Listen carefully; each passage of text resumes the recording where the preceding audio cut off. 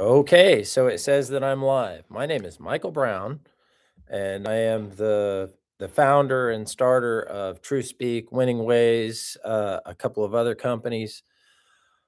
Uh, so, start with a preface. I'm here to promote winning ways in changing and supporting positive, lasting, um, and constructive behaviors in people. I'm focusing on kids because there's all the focus is on individuals right now and how to get rich and change your mindset for this and change your mindset for that, when everybody's missing the boat for kids. And actually that message kind of promotes narcissism. Okay, so let me give you a little bit of background to where I am now. I was not a social media guy. I was a construction guy. I still am. But here's the deal: is my life has pretty much been a crap show. Okay, so from the time I was born, my parents separated by the time I was 3 months old. So I don't know of a parenting situation where it's together. Mom, an old drunk honky tonker, love her dearly. God rest her soul because she's gone now. Love her dearly and appreciate all the positive and everything she gave to me in my life. I would not be who I am without her. Um, but what she gave me was challenge. She did give me love, but really what she gave to me as far as knowledge goes is challenge. I didn't realize that, didn't know that. um, my dad is an engineer, but he's a very uh, passive person, right? Tough guy, right? Charles Bronson type and everything else like that. If you were to meet him, you'd probably think, oh, this guy could rip off my head and crap down my neck. But really passive. Okay. So that's the one thing I haven't done, with the exception of one stepfather, never really beaten or anything else like that. By the way, a lot of stepfathers, right? Um, but anyways, so the and I had a blessing when I was 5 years old. And this is not going to sound like a blessing, and it didn't feel like a blessing. And for most of my life, I didn't see it as a blessing. Recently, in the last couple of years, I have seen this as a blessing. I had a caregiver. I had older brothers and sisters, and one of them had either taken it upon herself or it was given her as a task to take care of me. And she was killed, okay, like out of the blue, when I was 5 years old. But she was my caretaker, right? I mean, I knew her more than I knew my mother. I counted on her and looked to her and got all of my emotional support and expended all of my emotional output to her. It wasn't my mother. And that's not, again, I love my mom and everything else. Drunk honky tonker. I mean, it's like there's a whole story behind that. But what that did to me, and the blessing that it did to me, is made me realize that, and this is a message to everybody, this is at the beginning, is at 5 years old, I learned that your whole world outside of yourself, and you could go tomorrow too, but then it doesn't really matter, right? There's nothing more to plan for. Your whole world could disappear tomorrow or this afternoon or in the next hour or in the next 5 minutes. And so that point forward, for an example, that same year, later that year, um, I jumped on a bus out of town just because I was curious to see where it was going. Now, I wasn't trying to run away. I've never been that guy, right? So I've never really been that vindictive or hateful or poor me or anything else like that. I just was um, seizing the day, right? Carpe diem. I had no idea what the hell that was, and that's what I was, and that's what I was for the pretty much for the rest of my life, including today. Okay, so that is the blessing that was given to me when I was a kid. But because my upbringing was so unstructured and so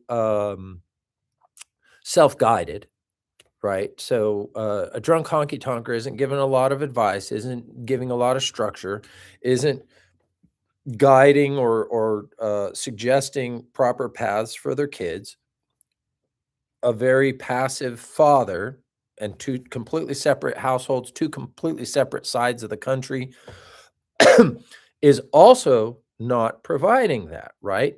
Outside of what you see. So what my mother gave me is, don't be like this. It's a lot of fun, and I enjoyed a lot of that type of lifestyle. It's a lot of fun, but uh, there's no respect for that, right? And I saw that in all my siblings and everything else. And at the end of her life, thank God, most of us came to appreciate and love her for what she did provide to us. As I said, would not be who I am without her. Would be a completely different animal. And most of my brothers and sisters see that same situation. And then you look at the other side of the spectrum, a very successful man, and an active man, like is physically active and very successful and very outgoing and very motivated in his profession. So you see that from afar, even though you're not being guided, and he didn't, right? He love him, and he's still alive in his 90s. Love him, appreciate everything I learned from him, but I learned from him by observing. Okay. And so in my adult life, so I saw this professional, this work ethic, this get up early every day. I mean, the guy was up before us every single morning, already showered and everything else, and making breakfast because we were with him during the summers and my mom during the school year. And they didn't fight. So this is the blessing there. They didn't fight. They didn't argue. Of course, they didn't have anything nice to say about each other, but there was no animosity as far as what would be us seeing the other and spending time with them. Um, Move on down the line. Didn't know what all this was entailing. Not going to give you my history up to my complete adult life. But when I would get involved with something, I would just go all in and I would bluff my way through a lot of it. For instance, so in the late 80s, I got into bicycle racing. Um, Always was raised, my dad during the summers, we'd race motorcycles. He even sent, last year's model over to New Mexico. He lived in Ohio at that time, and we lived all over the place. Um, Another backstory, I went to 13 different schools before I was out of high school, just to give you an idea as to how unstructured my upbringing was. Um, but I came to a realization when I was a senior in high school by overhearing people that I knew, and basically they had a prediction, and because of my reckless behavior then, I thought, well, I don't have a lot of self-control, so I'm gonna back out of this before I become the statistics that they're thinking that I'm going to be, and I likely would have been. In fact, I've been in enough accidents before I came to a safer point of self-realization, where I could have died, right? So the example that I was going to give you is of my tenacity, because this leads into what I've built for you, for the world, for everybody. Honestly, it really is a selfless act. Okay. And it would be nice if I could make a living off of it. I don't know how that's going to happen. I've been in construction all my life. I don't know how that's going to happen. It might happen, but it's my new drive, right? It's my new like calling. But um so I had always had this certain drive So in the late 80s, I got into bicycle racing because I'd always raced motorcycles, was going to get into road racing, going to do all these other things. And then self-realization that I was likely too reckless to be in those sports without becoming paralyzed or dead. Okay. And but the drive to race, the drive to line up, the excitement of competition was a high that no drug had ever done, no alcohol, no amount of uh, um, uh, there's I can't think of the word, um, but there's nothing that matched that for me. And so I got into bicycle racing, road racing, not mountain bikes, not BMX, actual road racing like you see, Tour de France type stuff, but not at that level.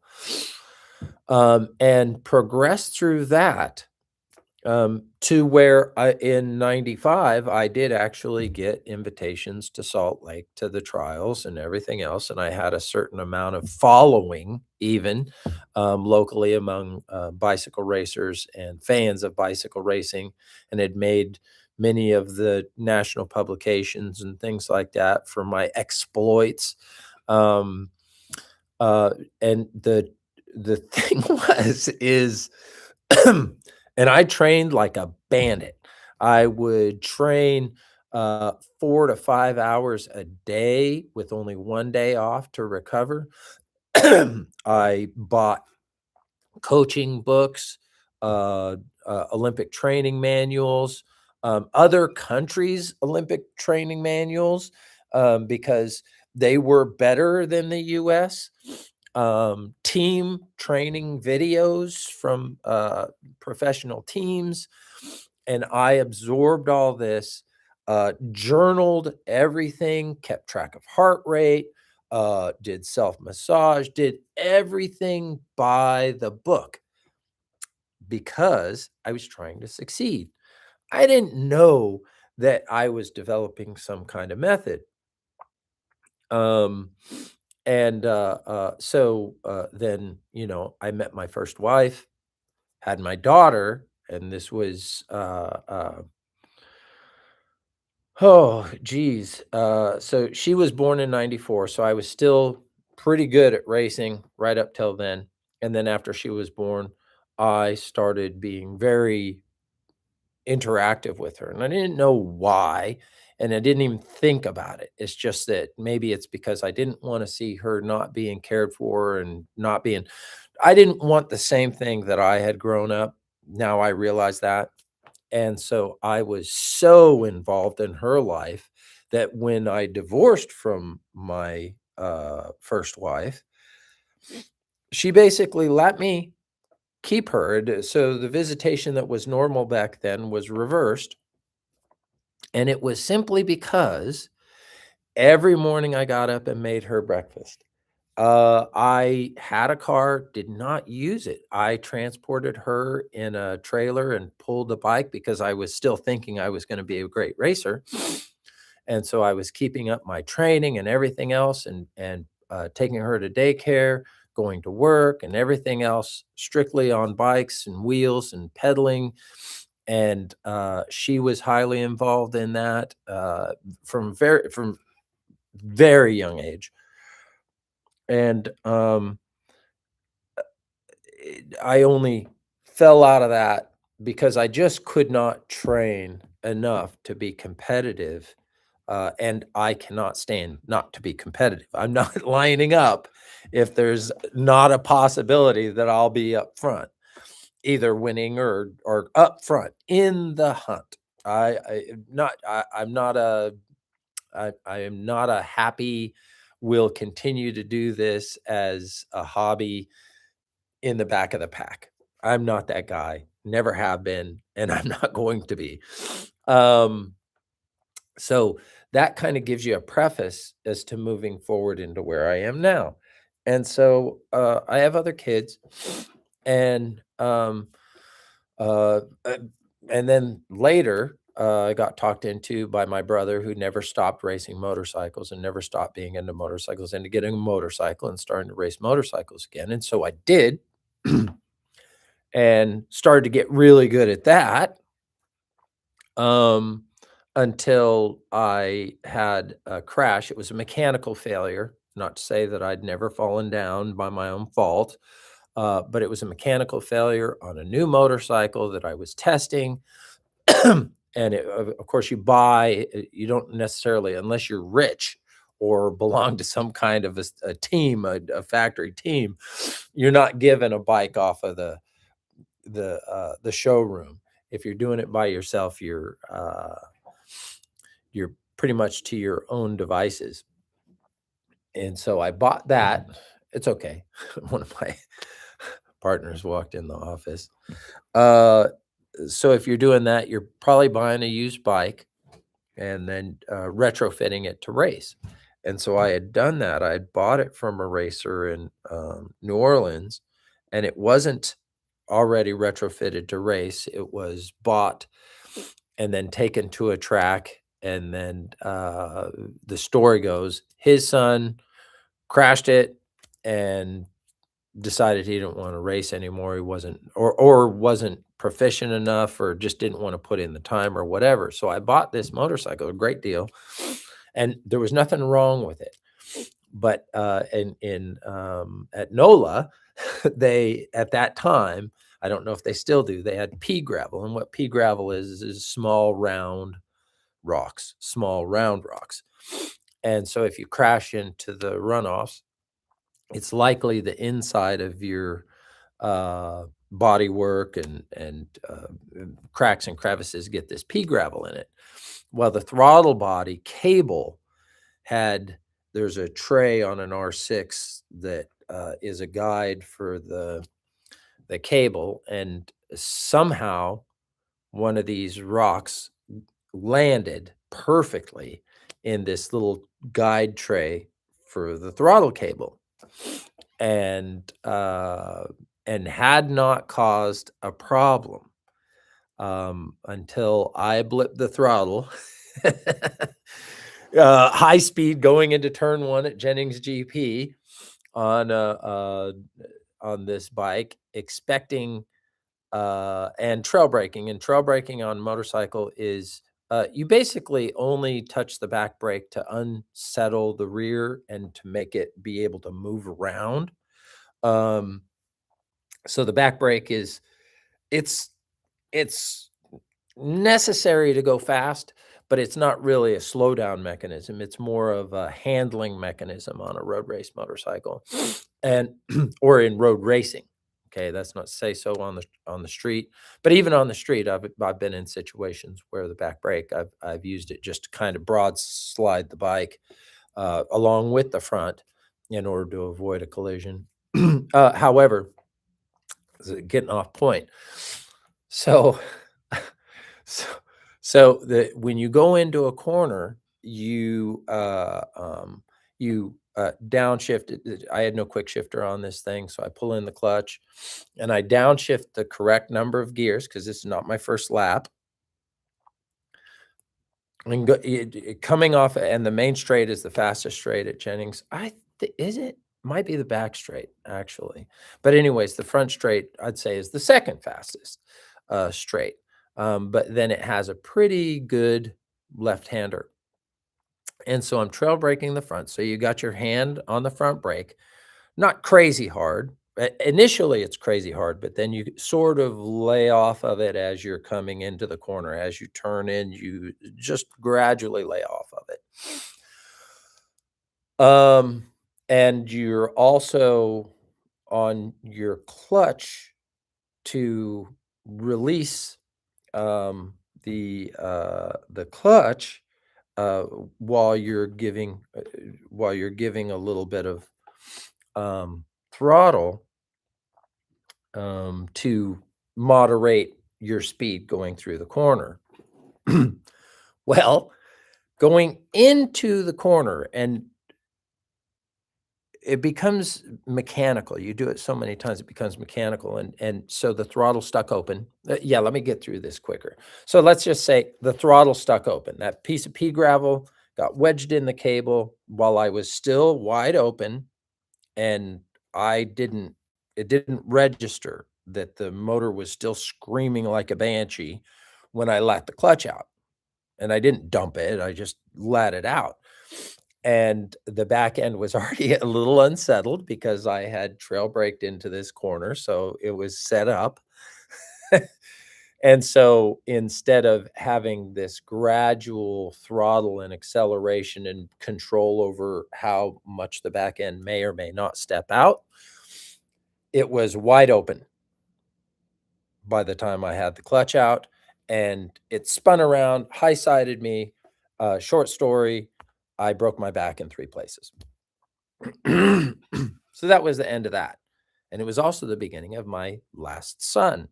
One of the people that, I had asked to help me while after I'd been discharged and basically, immobile on a couch, decided that it was a good time to express their amorous intentions with me. And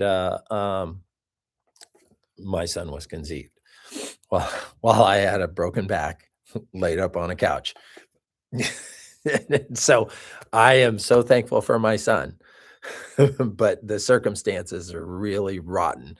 Had it been gender reversed, somebody'd be in jail. Anyways, um, there's been a huge custody battle over the last 5 years, and in order for me to completely figure out, and he's aware of it because he's being exposed to this, okay? So he's being coached, he's being, prompted, he's being told things, by this other party that are really unsettling and really emotionally crazy for a kid, and he's just 11 now, so this all started when he was 5, um, by saying 5 years, it's going on 6, and he just turned 11. So it's just over 5 years, but it's more than 5. And, so he's been going through this forever because, I rejected this person completely, because I thought that, they were,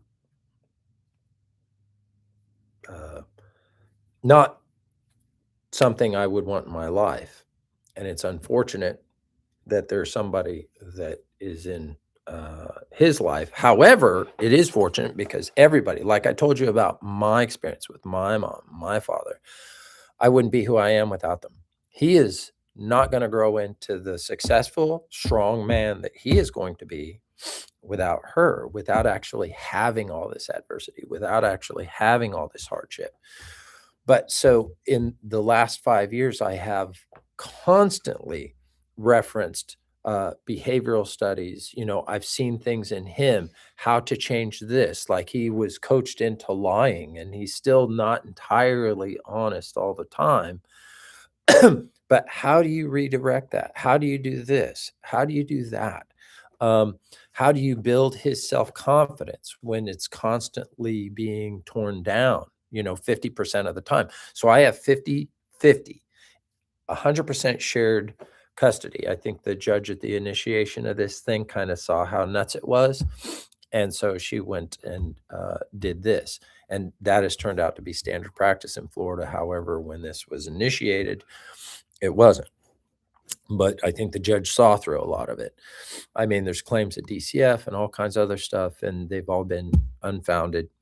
And the latest thing is she's gone outside of the normal channels, outside of his school. He's 100% like top of his class. He reads more than anybody else in his class. The school is no problem. In his sports, he's always top of his sports. You'll hear me talk about him being in BMX. If you go on my channel, you'll see pictures and video of him racing. Um, and of all of which the other party is extremely against, not because they're against the thing is there's a situation where the hate for me and my rejection of this other person far outweighs the desire for benefit for the son, and that's unfortunate. But so how does the other party reasonably, without just getting any yelling match, without the he said, she said crap and everything else of courts and judges and everything else, how does this really work? And it goes to research. You got to research, right? What works? What doesn't work?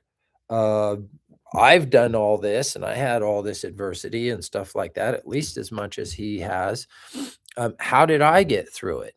And then, so you got to dig out those little bits, and it's not the all-encompassing experience of my life. It's these little nuggets. It's that pea gravel that makes the difference, right? So that thing that almost killed me, that little tiny rock that almost killed me, made all the difference in the world right then, right? Everything else seemed fine. But it was that little teeny tiny rock that almost killed me. And the same thing goes with what saves you. Out of all the things, it could be this little teeny tiny thing. So you got to dig for it. You got to look for it. You got to find it. And then on the benefit side, you've got to learn to throw the other shit away. Once you find that, you've got to learn to throw the other crap away, but you've got to back it up. You've got to know, is this really value? Is this gold or is this fool's gold?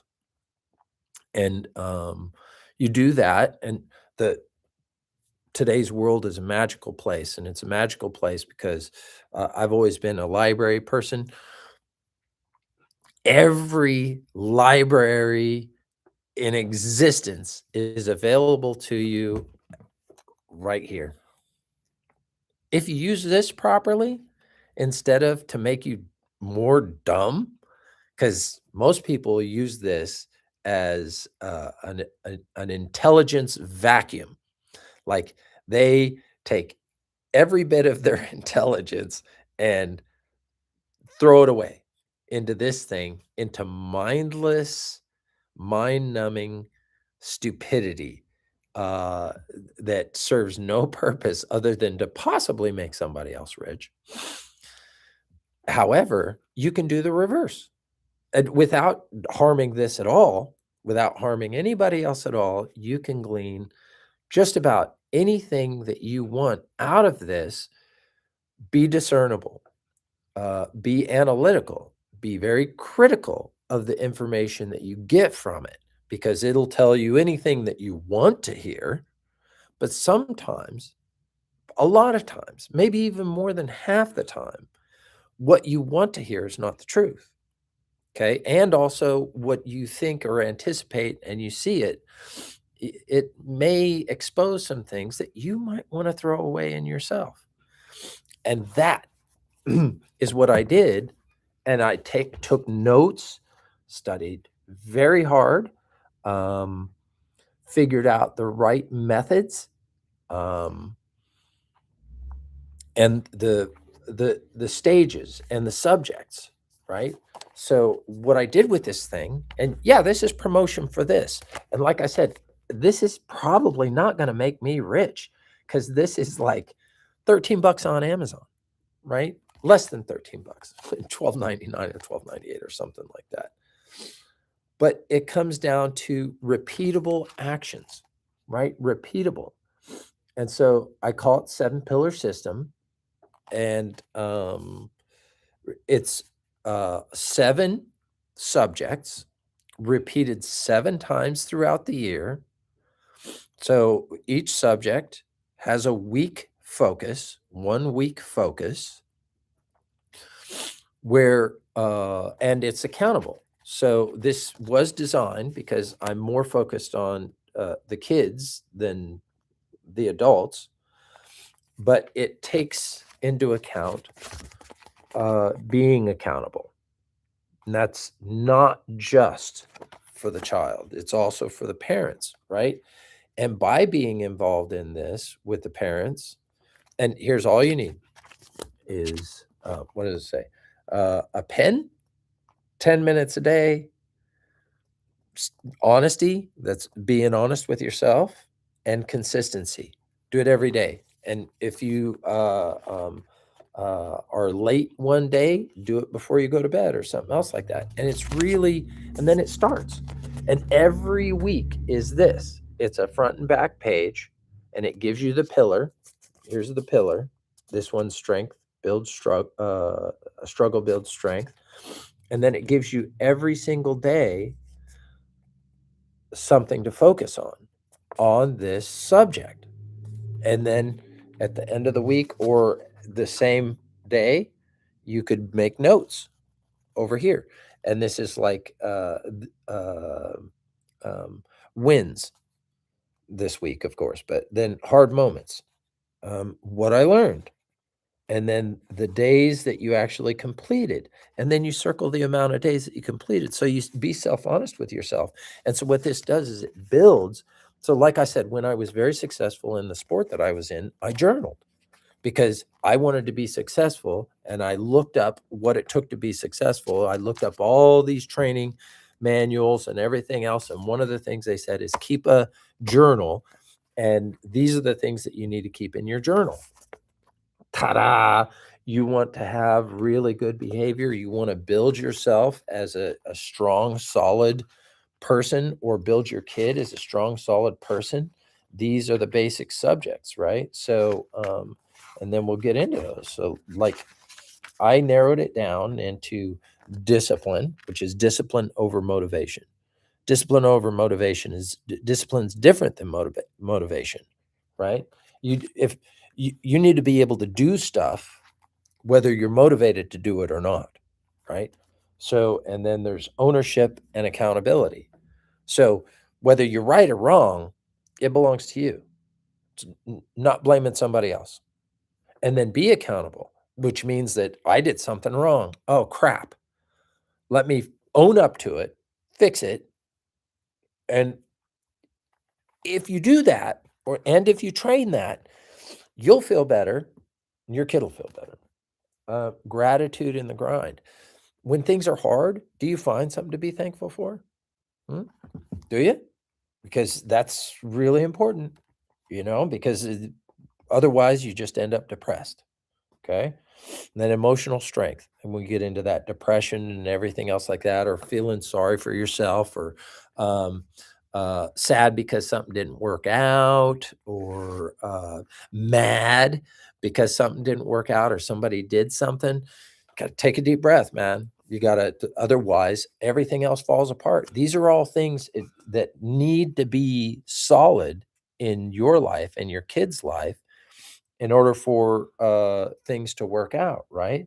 And then character before comfort. Okay, so are you trying to be a strong person? Are you trying to be all these other things? And is that more important than sitting back and having your bag of Oreos or your bag of chips or this, that, and the other? If there's something that is expected of you, do you do it even though your favorite cartoon's on, or your favorite show's on, or your favorite game's on, or something else like that? Because I'll tell you what, if you are uh,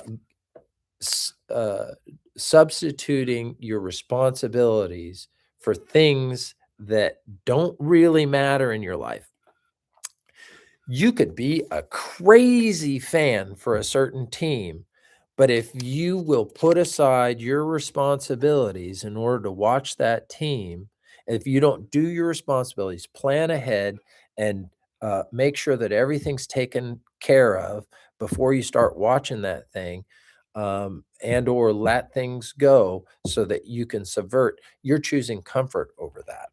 And you'll do the same thing with other things because it's a habit. If you do this all the time, it's a habit, right? And then family is the training ground. That's why we have this accountability thing in the front, because you want other people in your family, in your household, to be involved in this. Because that way, sure, you all get together, and if you're following the other steps, it isn't going to be a big ego thing. What it's going to be is a whole bunch of people that love each other sitting there going, you didn't do that, or good job, you did that, man, that's great. it's going to be like that. And that's what we're looking for, right? There's nobody with a family and kids that doesn't want that. But you got to follow this stuff to get there. You've got to make this part of your life. If you make this part of your life, that will happen. It'll happen. Okay. And then there's purpose and identity. Okay. Belief in who you are, desire to become what it is that you want to be, and then applying everything else in here. And so these are the 7 pillars at 1 per week for 7 weeks for 7 pillars, repeated 7 times in rotation. That's how you train. That's how it's done. That's how all training is done. That's how you train a dog, for God's sake. But this is what makes things happen in your life. That's why you are who you are now, is because of repetition and habit. Make this your repetition and habit, and you're going to have the life that you want. You really will. And this is way more fulfilling than any video game, any television show, any snack. This is so fulfilling, And so I just got so frustrated with other parents and seeing other kids, and also as a contractor dealing with young adults, and the way society's going. And I'm not saying that this, in fact, let me specify, this is not just for kids. This will change your life. If you apply this to you in private, hide it, but this is not necessary to hide. This is good. This is a good thing. There's nothing to be ashamed of in here. Not one single thing. Nothing to feel self-conscious about. Not one single thing. This, taken personally or towards your children, is not offensive in any way, shape, or form. There's a lot of thinking out there not supported by behavioral science. This is supported by behavioral science. 100%.